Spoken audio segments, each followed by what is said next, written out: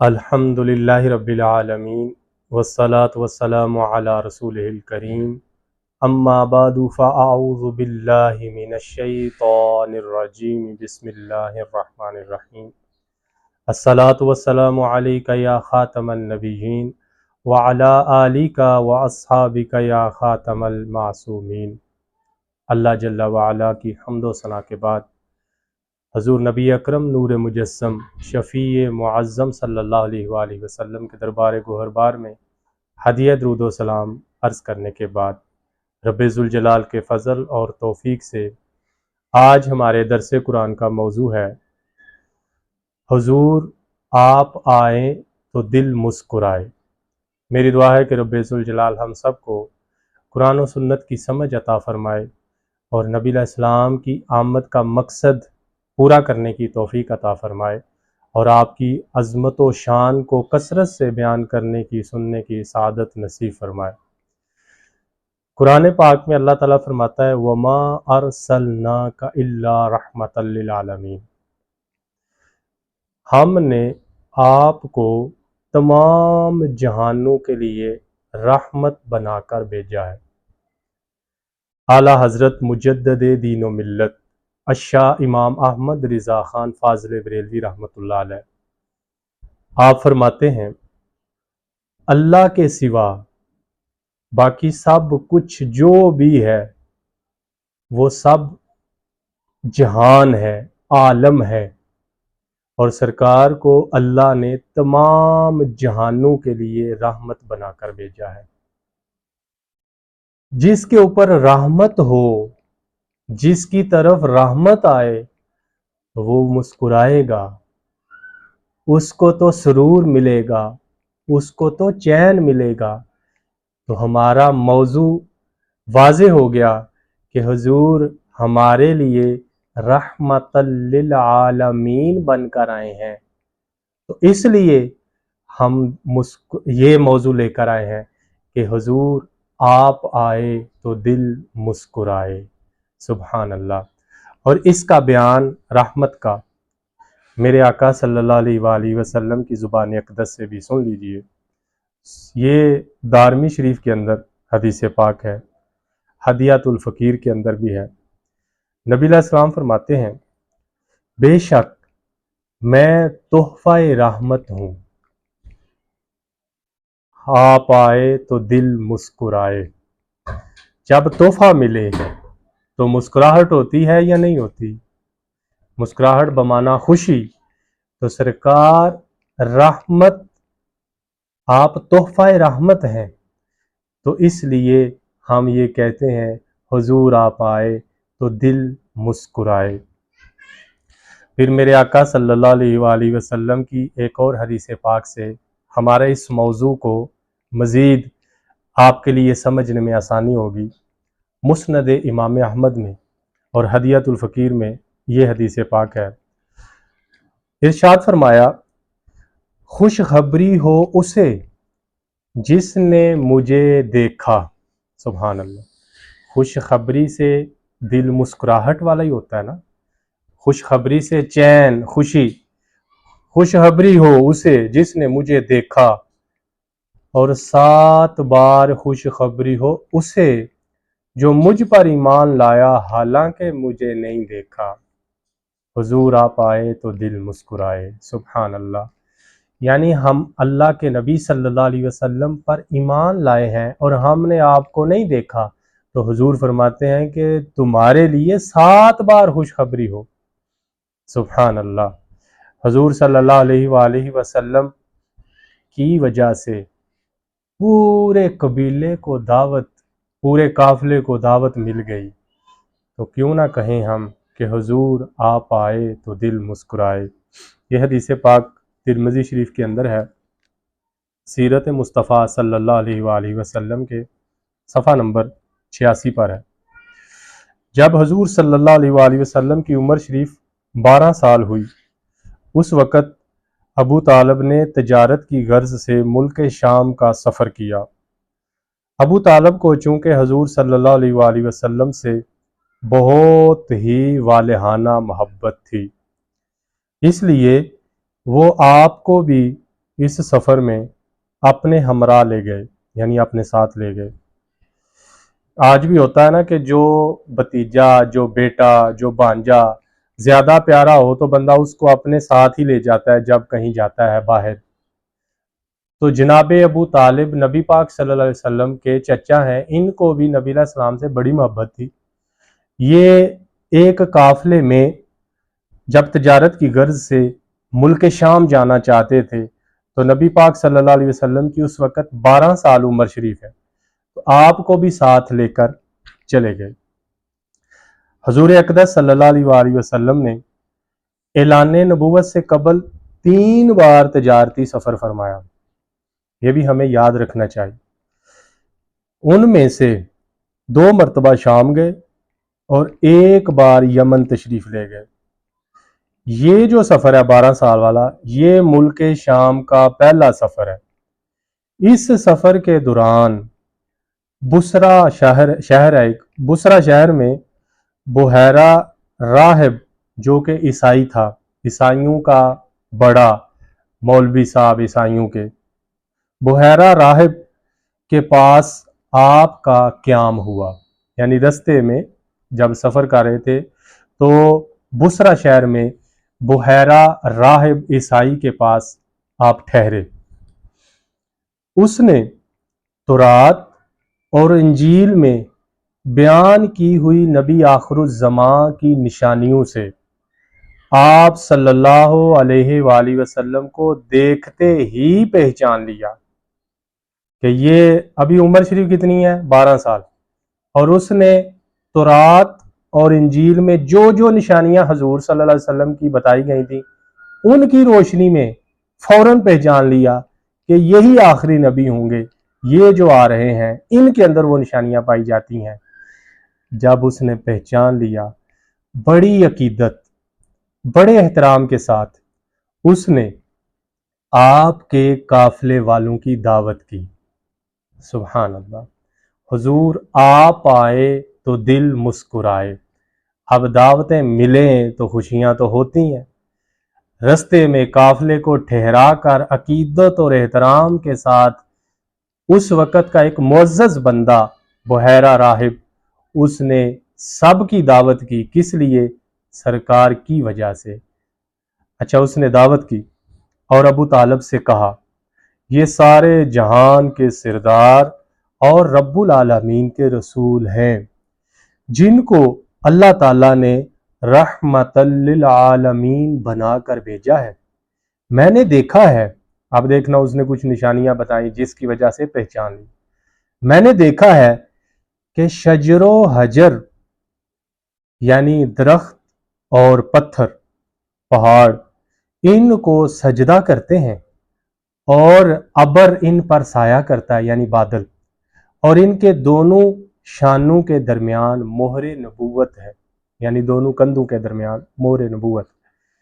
اس لیے تمہارے اور ان کے حق میں بہتر یہی ہوگا کہ اب تم ان کو لے کر آگے نہ جاؤ، اپنا مال تجارت یہیں پر فروخت کر کے بہت جلد مکہ چلے جاؤ، کیونکہ ملک شام میں یہودی لوگ ان کے بہت بڑے دشمن ہیں۔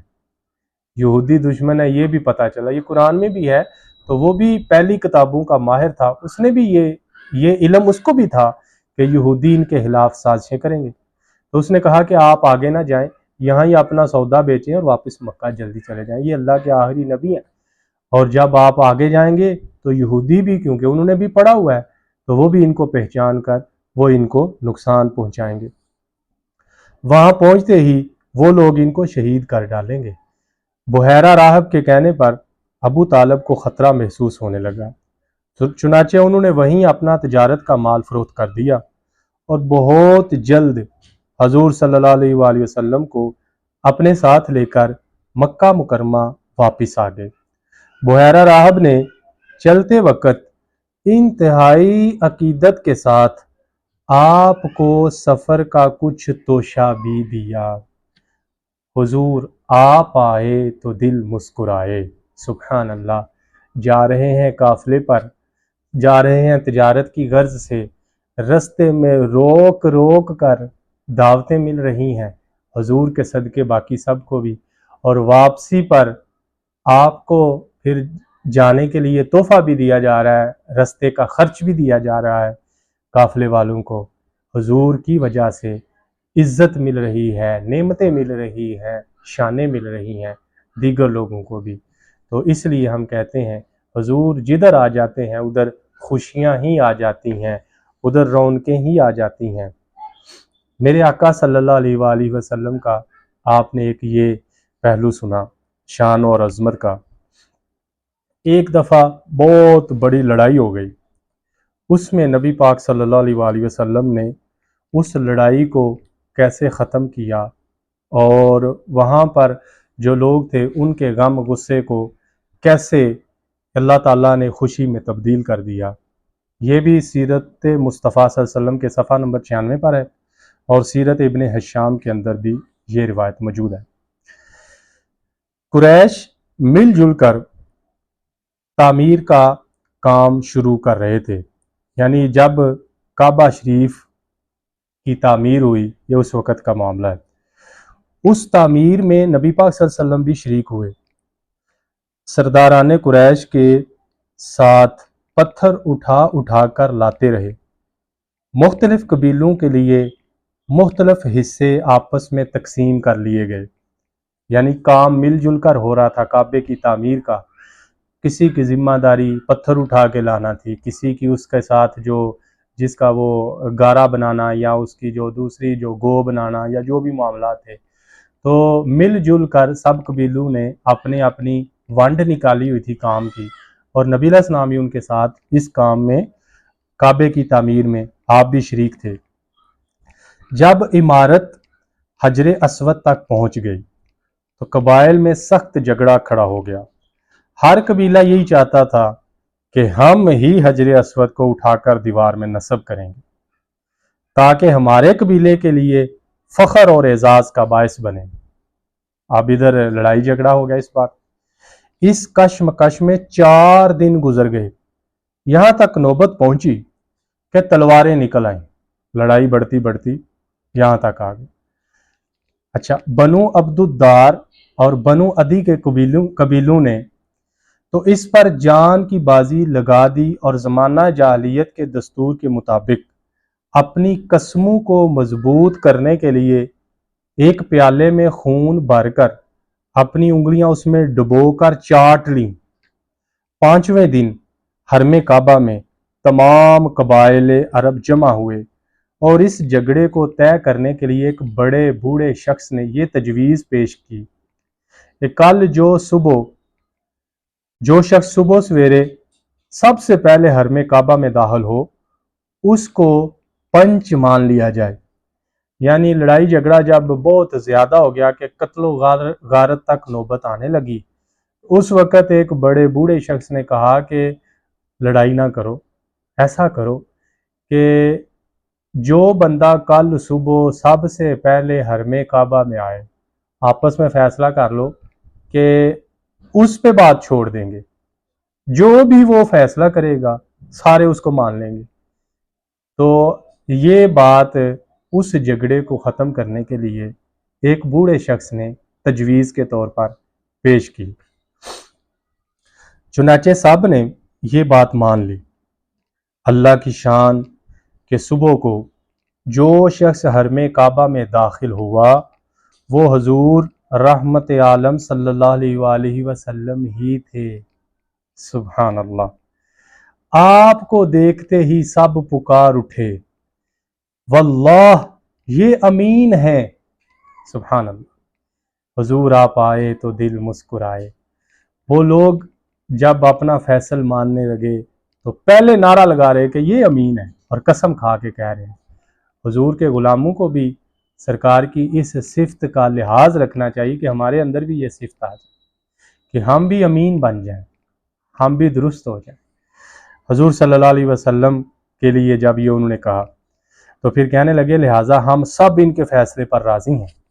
آپ صلی اللہ علیہ وسلم نے اس جھگڑے کا اس طرح تصفیہ فرمایا، یعنی فیصلہ کیا، سلو کروائی۔ نبی علیہ السلام نے فرمایا کہ آپ نے ایسا کرنا ہے کہ جس قبیلے کے لوگ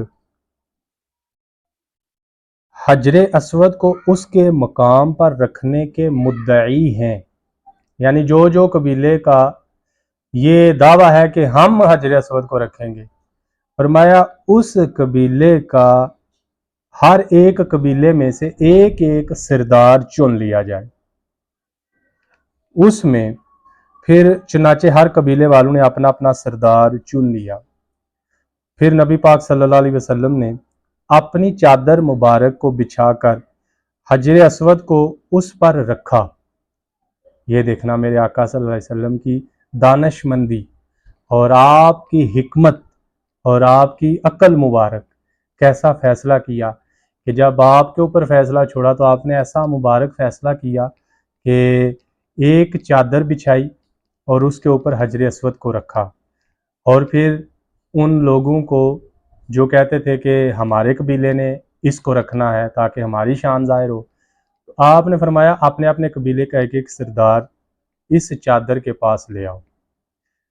پھر نبی پاک صلی اللہ علیہ وسلم نے ان سرداروں کو حکم دیا، سب لوگ اس چادر کو تھام کر مقدس پتھر کو اٹھاؤ۔ سبحان اللہ، سب نے مل کر اس چادر کو اٹھایا جس میں حجر اسود تھا۔ چنانچہ سب سرداروں نے جب اس کو اٹھا کر حجر اسود کو اس کے قریب لے کر آئے جہاں اس کو رکھا جانا تھا، تو حضور صلی اللہ علیہ وآلہ وسلم نے اپنے متبرک ہاتھوں سے اس مقدس پتھر کو اٹھا کر اس کی جگہ پر رکھ دیا۔ اس طرح ایک ایسی خون ریز لڑائی ٹل گئی جس کے نتیجہ میں نامعلوم کتنا خون خرابہ ہو جاتا۔ حضور آپ آئے تو دل مسکرائے۔ سبحان اللہ، میرے آقا صلی اللہ علیہ وآلہ وسلم کے آنے سے جھگڑے ختم ہوتے ہیں، صلح کی لوگوں کو توفیق مل جاتی ہے، اور آپ صلی اللہ علیہ وسلم نے حجر اسود کو اس انداز کے ساتھ نصب کیا کہ سارے قبیلے والے جو قتل و غارت پر اترے ہوئے تھے وہ سب اس فیصلے سے راضی خوشی ہو گئے۔ اب دیکھنا میرے آقا صلی اللہ علیہ وآلہ وسلم آپ کی جب عمر مبارک 25 سال ہوئی، یہ بھی سیرت مصطفیٰ صلی اللہ علیہ وسلم کے صفحہ نمبر 90 پر موجود ہے، مدارج النبوت کے حوالے سے یہ روایت۔ جب آپ صلی اللہ علیہ وسلم کی عمر شریف تقریباً 25 سال ہوئی، آپ کی امانت اور صداقت کا چرچا دور دور تک پہنچ چکا تھا۔ حضرت خدیجہ رضی اللہ تعالیٰ عنہ مکہ کی ایک بہت مالدار عورت تھیں، ان کے شوہر کا انتقال ہو چکا تھا۔ ان کو ضرورت تھی کہ کوئی امانت دار آدمی مل جائے تو اس کے ساتھ اپنی تجارت کا مال و سامان ملک شام بھیجیں۔ چنانچہ ان کی نظر انتخاب نے اس کام کے لیے حضور صلی اللہ علیہ وآلہ وسلم کو منتخب کیا اور ان کو کہلا بھیجا کہ آپ صلی اللہ علیہ وآلہ وسلم میرا مال تجارت لے کر ملک شام جائیں، جو معاوضہ میں دوسروں کو دیتی ہوں آپ صلی اللہ علیہ وآلہ وسلم کی امانت دیانت داری کی وجہ سے آپ کو اس کا 2 گنا دوں گی۔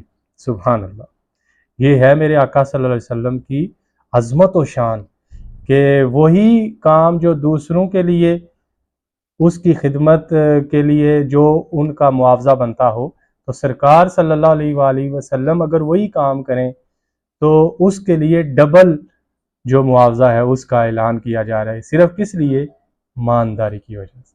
آپ دیانتدار ہیں، آپ امانت دار ہیں۔ سبحان اللہ۔ آپ صلی اللہ علیہ وسلم نے ان کی درخواست کو منظور فرما لیا اور تجارت کا مال و سامان لے کر ملک شام کو روانہ ہو گئے۔ اس سفر میں حضرت خدیجہ رضی اللہ تعالیٰ عنہ اپنے ایک معتمد غلام میسرہ کو بھی آپ صلی اللہ علیہ وآلہ وسلم کے ساتھ روانہ کرتی ہیں تاکہ وہ آپ کی خدمت کرتا رہے۔ سبحان اللہ۔ جب آپ صلی اللہ علیہ وآلہ وسلم ملک شام کے مشہور شہر بصرہ کے بازار میں پہنچے تو وہاں نستورہ نام کا راہب، اس کی ایک خانقاہ تھی، اس کے قریب ٹھہرے۔ نستورہ میسرہ کو بہت پہلے سے جانتا پہچانتا تھا۔ حضور صلی اللہ علیہ وآلہ وسلم کی صورت دیکھتے ہی نستورہ میسرہ کے پاس آیا اور اس نے پوچھا، کیا पूछा कि ए मैसरा, ये कौन शख्स है जो इस दरख्त के नीचे उतर पड़े हैं?